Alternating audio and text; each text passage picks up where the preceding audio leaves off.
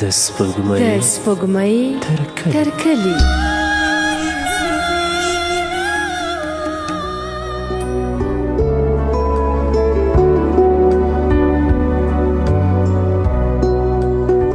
سلامونه. د سپوږمۍ تر کلي د خپرونې درنو مینوالو ستړي مشئ. دا د یو ځل بیا زه واحد الامان له یو نوي وړانګې ناول سره ستاسې درانه چوپړ ته حاضر شوی یم.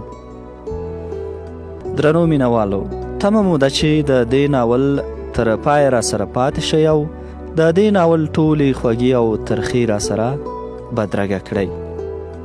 وړانګه ناول لومړۍ برخه.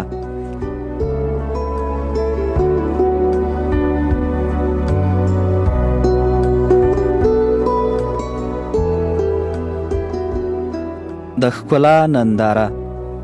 د بوټي له تلې لاندې ګاټی واوښت. له تندک خوړلو سره یې سره ژبه راوویسته. اوربلې په مخ پور ولوېد او د ښي لاس په لګولو یې ځان تکیه کړ. د هغې په لیدو سره د زرغون په زړه کې خوږه څړیکه شوه او ژر یې پام په بله کړ. وړانګې ځان سم کړ. د چپ لاس په ګوتو یې د اوربل ویښته له مخه واړول او د غوږ شاته یې وټومبل. لاندنۍ شونډه یې په پاسنۍ غاښونو وسکونډله. شاوخوا ته یې وکتل چې څوک یې ونه لیدل، نو له ځانه سره مسکی شوه. په خپل لاسي بکس ور ټیټه شوه. له پوټۍ یې راپورته کړ. دوړې یې ترې وڅنډلې. خپل کوچنی سور الواني دسمال یې د زنګانه په سترګې پورې وسولاوه. یو دوه پله یې واخیستل، بیرته ور وګرځېده او همغه ځای چې شیبه وړاندې یې تندک پکې خوړلی و ولټوه. د خاورو له منځ څخه یې سرخي راواخیسته، په ګوتو یې وسولوله. دوه درې ځله یې پوکړه. روانه شوه او په ښۍ پښه لږ لږ نګوښېدله. له لویې لارې لنډه د خیمو په منځ کې کږه شوه او زرغون چې مخ راواړوه نو جای و او جولا نه و. زرغون لږ په چټکو ګامونو د خیمو لور ته ور روان شو، لکه څه شی چې ورک کړی وي. یوه او بله غاړه یې څارله. د څو خیمو له مراندو یې پښې واړولې. پر مخامخ څانګې ناستې مرغۍ ته یې پام شو. مرغۍ څو ځله ځان په مښوکه وګراوه، بڼې یې ببرې کړې. زرغون مرغۍ ته فکر یې یووړو. د مرغۍ پر یوازیتوب یې سل پوښتنې په زړه کې وګرځېدې چې دا نو ولې یوازې ده؟ جوړه به یې چیرې وي؟ کوم ښکاري به تر سنتونو لاندې کړي وي او که به لا زما په څېر بې جوړې وي؟ بیا لکه بېسده له ځانه سره په خندا شو.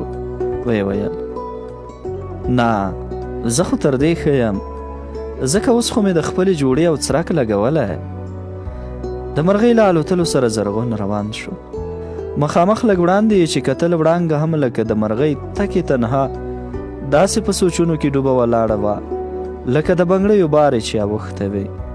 د وړانګې یوازیتوب او د خړو خیمو په منځ کې د هغې د جامو شین بانجاني رنګ عجب خوند ورکړ. زرغون تر دې وړاندې هم ډېر بانجاني رنګونه لیدلي وو، خو د نن په څېر یې کله هم دومره خوند نه و ورکړی. د هغې نندارې ته پښه نیولی شو او په ورو ورو یې دغه لنډۍ له ځانه سره زمزمه کړه چې ځان یې زړو جامو کې جوړ کړ، ځان یې زړو جامو کې جوړ کړ، لکه په وران کلي کې باغ د ګلو وینا.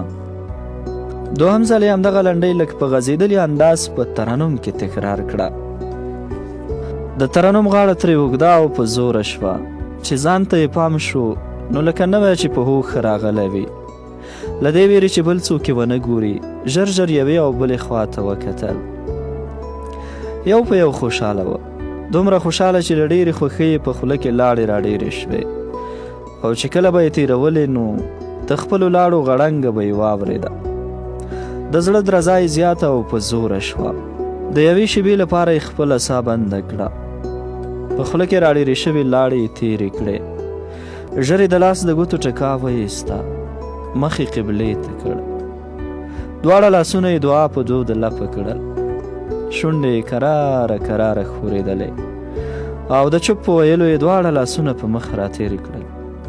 له ځان سره یې وویل زرغونه بچو، لکه چې ځان ته دې کار وکړ، خدای دې پردې کوه، که کله خبر شنو په خدای چې سپکه خزله خودې کړي وای به دا سپېرکټی وګوره تر پرونه یوې مړۍ ډوډۍ ته حیران و او نن چې کلمه غوړه شوه نو د مړۍ خېټې پاړسي وایي نور خو لا ایسته پرېږده د لاجبر سپکې او سپورې به څنګه شي ځکه د هغه خو لا د ښوونځي له وخته لکه د بنې را سره کینه ده زرغون د ویرې او خوښۍ ترمنځ حک پک وه لونګ بلا سړی وه په تشو خبرو او لاپو یې د کلي ټول ځوانان تر اغېز لاندې راوستلي وه نور خو لا څه که به چا ګډوډ خوب هم ولید نو د تعبیر لپاره به یې ده ته ورتلل لونګ به چې غږېده نو ټولو به ویل دا سړی به څه نه ده یا خو پیریان لري او یا یې هم فلسفه لوستی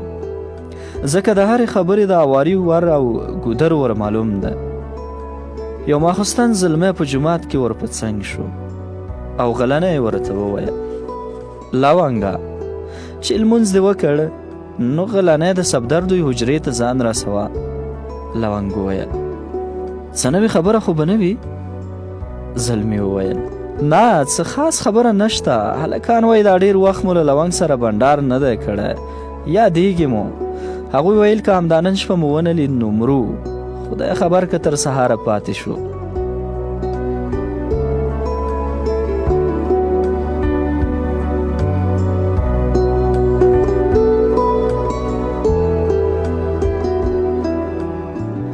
لونګ وویل سمه ده په یو شرط درځم چې اختری به نه وي زلمي وویل سمه ده لونګه په بلنه یې موږ نه راغواړو خو که په خپل سر راغی نو بیا خو یې څاروی نه شو ځکه پردی کور دی دوی لا په همدې خبرو کې و چې لاجبره کاله لومړي سبت څخه مخ راوګرځوه والکو څه پس پسک مو خیږي له موږ خو نه ویرېږئ له خدایه خو لږ ویره وکړئ خدای یاد کړئ یا غلي کښېنئ خو تاسو ده چې لاجبره کا به لا نور څومره ډونګېدلی وه خو ښه و چې خیر محمد د الله اکبر د تکبیر په ویلو هغه کل په وکیلي کړ ټول پورته شول تسبیح یې جیبونو ته کړې خپلې پیسې تر خنګرو بډ وهلې او هر یو خپلې د پښو خچۍ ګوتې د څنګ له ملګري سره برابرولې د تکبیر ویلو په وخت کې زلمي لونګ ته غلني وکتل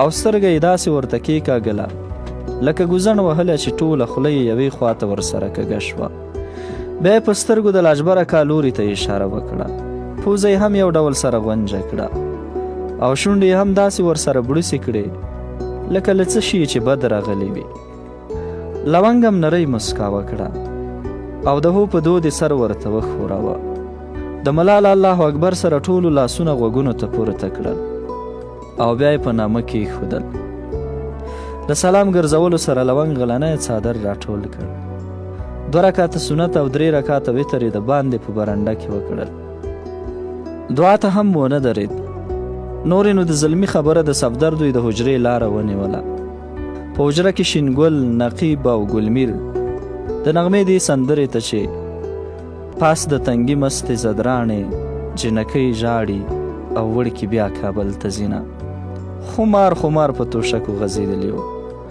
او لکه د اکبر باچا لټان یو بالښت سره او بل یې پښو ته ایښي وه د لونګ په ورتلو سره په ټولو کې ساه وغړېده او په خپلو ځایونو کې سره رانیغ شول یوه یې له ځایه راغږ کړل لونګی دی بل ویل ایله بیله چې زموږ غریبانو خواته دې پیښه راوکړه بل له هغه بله کونجه کړه چې د انځر ګله ډېر وخت پس راښکاره شوې لونګ ورته وویل د انځر له ګل سره مو خدای د پلار کورونه وران کړه دا شی ګل کړئ چې پلاران مو په لاره تېرېږي که راتاو شول تاسو خو شرم نه لرئ خو ما به پرې سپک کړئ شینګل د پښې په غټه ګوته د ټایپ بټن کېکاږله او سندره یې غلې کړه ګلمیر وویل یاره لونګیه له دې واده راوروسته خو بیخي ډارن شوی لونګ وویل د ډار خبره نه ده له سپین ږیرو سره به څه وایې خپړې خو نشي ورسره لګولی نقیب سترګه کېکاږله او په ملنډو یې وویل هلکه خو لونګ رښتیا وایي د حجرې د وره له غنګ سره اختری راننوت. سلام یې وکړه، خو لونګ د وعلیکم پر ځای ورته وویل ته غم له کومې خوا راغلی؟ اختري ورته وویل لونګیه بچو، له دې واده سره خو داسې نادرکه شوی چې په دوربین کې هم نه معلومیږي، لکه چې ښه له دې سره یې خوله ونیوله. او کله چې شینګل د شیطانۍ په ډول ورته وویل ښه څه شی پوره خبره وکړه، لونګ ورته وویل مه یې ګډوه چې اپلتې وایي. د لونګ له دې خبرې سره ټولو بړق بړق وخندل. لونګ ورته وویل څه بد کوې، لږ صبر وکړئ چې دا سپینګیري یو ځل لاړ شي، بیا مو که خندل ګډېدلی او هر بد مو کول شپه لویه ده. له دې سره ګلمیر لاس په سینه کې ایښود او ویې ویل تابعدار یوسف، خالي امر کوه. لونګ اختري ته لاس ونیو، والکه دا ګروپ در سره مړ کړه چې څوک ونه وایي حجره کې څوک شته. د اختري خولې بیا بخار ورته وکړ، نورو ته یې مخ واړاوه او ویې ویل له ده نه خو هم سم لالا جوړ شوی، ټول امرونه دي، دا وکه هغه مه کوه، په کور کې به هم دومره تکړه وي او که یوازې مخ ته نر ده. لونګ وویل د تیارې زمریه لږ صبر وکړه چې ګروپ روښانه شو نو بیا به دا سپیناوی سره وکړو. کله چې په کوڅه کې د لکړې ټکا ورکه شوه نو لونګ ورته وویل اوس نو ګروپ ولګوئ او چې هر څه کوئ نو ایله مه کوئ، ځکه دا وروستی غم هم هغه دی لاړ او د لکړې ټکا یې غلې شوه. شینګل وویل لونګه ګزاره کوه، هغه د اختري تره دی چې اختری درنه خفه نه شي. لونګ وویل اختری لیونټرک په خفګان څه پوهیږي. صفدر وویل لونګه تا لکه چې بیا له اختري سره بنده کړې ده. لونګ وویل اختری سم د تروو مچ دی وروره، په هره خبره کې به درلویږي، تر پرونه یې خپله پوزه نه شوه پاکولی او نن له ما سره پنجه وهي. ګلمیر وویل نو خبرې خو په پوزه نه کوي خو په خوله غږیږي. لونګ وویل کاشکې په خوله غږېدلی چې خبره ترې ورکه شي او بند راشي نو بیا لکه بازینګر یا داوه جلاب لاسونه به غورځوي، نه په خپله پوهېږي او نه به تا خبرې ته پرېږدي.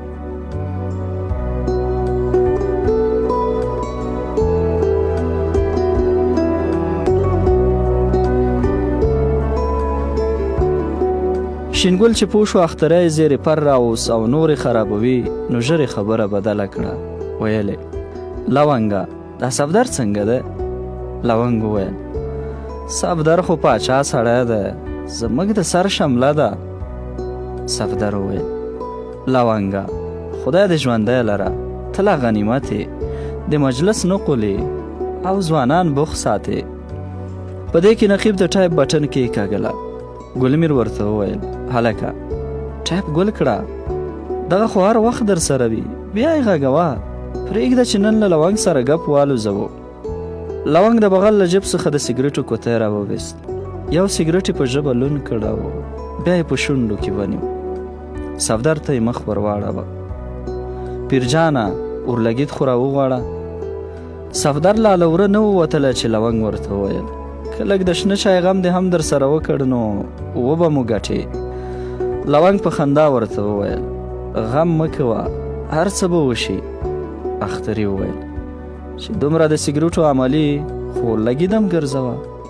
لونګ وویل څنګه یې کوې هلکه، خو انسان دی، نه دي اورېدلي چې انسان کله کاریاب کله دریاب. ګلمیر وویل هو ښه وایې، یو خدای کرو پوره ده. لونګ وویل اختری چې په دې خبرو پوهېده نو غم به څه و. نقیب وویل لونګه د پوښتنې عیب دی نه وي، واده دې چیرې وکړ؟ لونګ وویل دغه ده. اختري وویل لونګه یوه پوښتنه درنه وکړم، خفه کېږې خو به نه؟ لونګ سګرټ ښه کش کړ، یوه شیبه یې شونډې پرې پټې کړې او چې وروسته یې شونډې سره بیرته کړې نو د شونډو له منځ نه یې لیکي لیکي تور لوګی راووت او اختري ته یې وویل نه ولې خفه شم، خو په دې شرط چې پوښتنه دې په سړیتوب برابره وي. ګلمیر وویل ولې اختره دومره نه سړی درته ښکاره شو؟ لونګ وویل نه، نو دا خو د ناز غونډاره ده. ښه څه پوښتنه دې وه؟ اختري وویل پوښتنه مې دا وه چې ښځه دې په مینتابه وکړه او که مور و پلار درته وکړه؟ لونګ وویل یاره که زما اورې تېر شه له دې پوښتنې. ګلمیر وویل نه تېرېږې به نه، اوس نو ځواب ورکړه او سم ځواب. لونګ وویل د ځوانانو په مجلس کې ولاکه د ښځو خبرې خوند کوي، په بل شي وغږېږئ. نقیب وویل ګوره لونګه ځان به نه تېروې، د اختري ځواب ورکه. لونګ وویل لونګ په ملنډو وویل داسې وګڼه صیبه مهربانه چې په مینتابه نه خو په خوښه مې کړې. شینګل وویل مینتوب او خوښه نو څه وي؟ په دې مې اوس پوه کړه. لونګ چې بالښت ته یې ډډه وهلې وه راکېناست او ویل یې وا وروره څه یې کوې؟ دا دیره ده او که بي بي سي چې همدا درګرده پوښتنې کوې. صفدر وویل لونګه ځوانان دې مه یې خفه کوه، د دوی تبه وکړه. لونګ وویل ته ښه وایې، خو دوی ته دې چې دومره وخت ورکړ نو بیا په سر درخیږي او په عذابول کوي. اختري وویل څه په عذابول کوي؟ چا خو له ستونې نه یې نیولی. لونګ ویل بچو ته لا وړي او له خولې دې د شیدو بوی ځي، په دې خبرو نه پوهېږې، ور به شې او خبر به شې، کله چې پرې پوه شوې نو د ستوني په نیولو خو به شکر وباسې. ګلمیر وویل خو چې نه پوهېږي نو پوه یې کړه. لونګ وویل نه نن خو لکه اوبه ټول په یوه خوا رغړئ، پوه شوم چې نه مې پرېږدئ. شینګل وویل هو پرېښودل نشته. لونګ وویل چې داسې ده نو اختریه ته دې دا پوښتنه بیا تکرار کړه. هو خو د خبرې په منځ منځ کې به په خوله کې نه رالویږي. صفدر وویل پوښتنه یې د مینې او د خوښۍ د توپیر په اړه وه. لونګ وویل ګوره دا خو ډېره اسانه خبره ده، حیران دې ته یم چې تاسې ولې نه پرې پوهېږئ؟ مینه بې ځایه د یو چا تر اغېز لاندې ځان راوستلو ته وایي. دا چې بې ځایه کوز او بر کېږي، وچې شونډې او ژیړ رنګ یې نیولی وي لکه وچکۍ تبه یې چې تېره کړې وي، پسې شا له ځان سره ښه کرل او ریبله کوي چې دا به وکړم او هغه به وکړم، خو چې سترګې ور مخامخ شي نو زبون یې ووهل شي او بیا یې نو ایمان والوځي او زیړه خوله ونیسي. اول خو خبرې نشي کولی، خو چې کله یې شونډې بیرته شوې نو لکه سړیچن ریږدي چې څه یې په وس پوره نشي، نو بیا به لکه سربداله د پټیو په پولو ګرځي او یا هم له ملایانو پسې تعویز غاړه ترې جوړ شي، لکه د زیارت لکړه یو پڼ تعویزونه یې په غاړه کې زانګي او داسې جغمغ وي لکه زرغون. څنګه اوس مو مینه وپېژنده؟ صفدر وویل یاره لونګه ته خو دې ژوندی اوسې، نور مه پسې ګرځه، که له دومره تشریح او مثال سره چې ور دې کړ بیا هم څوک نه پرې پوهېږي نو خدای دې تر قیامته هم نه پرې پوهوي. پېژندل څه چې د ټولو سرونه دې پرې خلاص کړل. اختري وویل خو ودې نه ویل چې تر څه وخته دې ژوندی وي؟ صفدر تر څو چې دا دنیا ودانه وي. ګلمیر وویل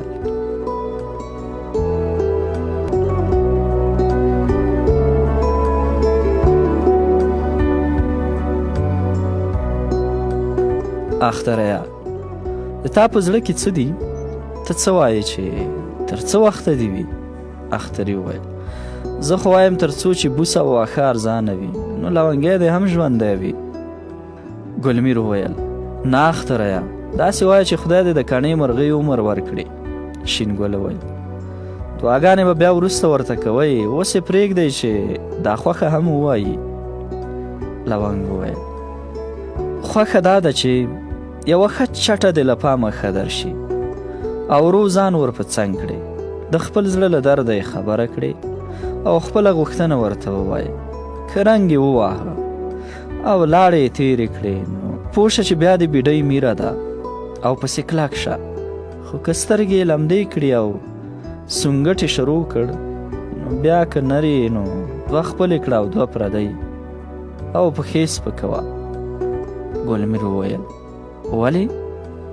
لونګي ورته وویل ځکه هغه څه به یې در ویلي وي چې نه دې په ویښه اورېدلي وي او نه په خوب کې بیا نو ولاکه نه مور در پرېږدي او نه پلار که سونګټې شروع کړ او په کریغو شوه بیا خو نو پوه شه چې د شنې بدۍ څښتنې کړې او په لوی لاس د ځان د خولې توپ ته وتاړه ګلمیر وویل ته ډارول کوې او که څه بله موږ د خوښې پوښتنه کړې ده او تا د بدۍ سرنده شروع کړه لونګ وویل لږ په خبره ځان پوه کړه ما ویل چې دا بد ګوډ او ماته ټول همدې خوښۍ او ناخوښۍ رابوټېږي ځکه د یو چا خور او لور ته ودرېدل او د زړه خبرې کول څه اسانه کار نه دی په دې چې هغه خو به هم پښتون او میړه وي نو چې په خور او لور ننګ ونه کړي نو بیا خو تیار د اوس دی ګلمیر وویل ښه اوس دا ووایه چې کومه یوه یې ښه ده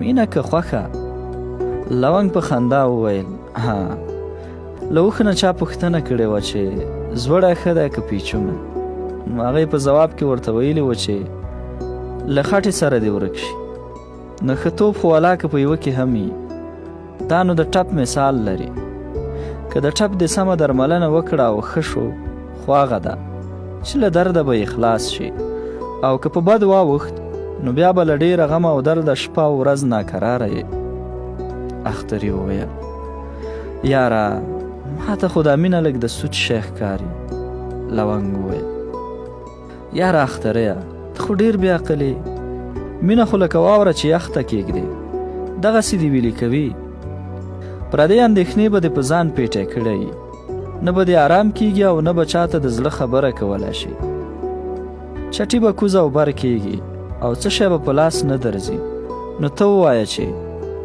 په مینه کې څه شی د سود دي